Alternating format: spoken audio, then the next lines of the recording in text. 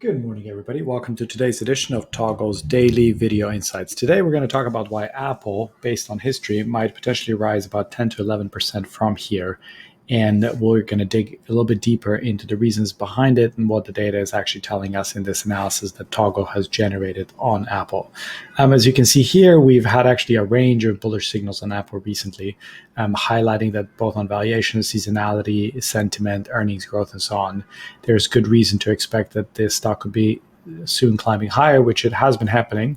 But the most recent one, which is sentiment, is another interesting one because it actually is rooted in volatility. So let's take a look at this. 11% rise from here would mean that the stock could potentially reach 144. This is over a 3-month horizon, but as you can see from this confidence interval that reflects past outcomes around these 12 similar occasions when volatility was equally low, that it could happen quite a bit sooner. In fact, within a month as well. Now, you want to see the price stay within this confidence interval. If it deviates substantially from it, especially if it then breaks through and below the red line at 123.10, it's a good place to reassess the trade because it could mean that it's deviating enough from a historical analog that there is another driver rather than what Toggle has highlighted that is obviously overriding what matters for the stock.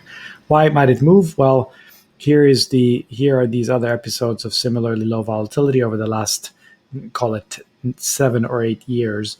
And typically, although you really have to squint to see it, these resulted in substantially higher Apple stock in the aftermath. In fact, we can click on past performance and take a look at this, and you can see that the vast majority of the outcomes across these 12 episodes resulted in Apple stock rising higher. 10% was the kind of typical experience. It was obviously less, but also quite a bit more. And then on the downside, with a few exceptions, it was really contained to about 2.5%. So the risk reward here looks quite compelling, looking at 3 to 1, 4 to 1, perhaps even 5 to 1. So exactly the kind of one-sided risk that Toggle tries to highlight when it analyzes the drivers and breaks down this barrier between the data and the users.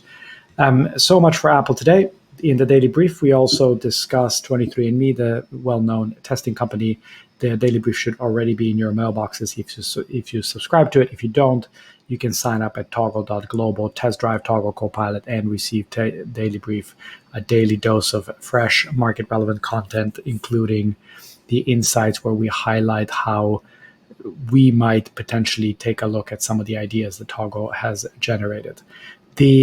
If you like these insights, we do them every market trading day. So like our video or subscribe to our YouTube channel, and you'll see a lot more of this. The goal, again, here is really to help every equity investor better leverage the data that exists out there by effectively looking at all of it and highlighting when and how some of these changes might be driving asset performance. Thanks for your attention, and we'll see you again on Monday.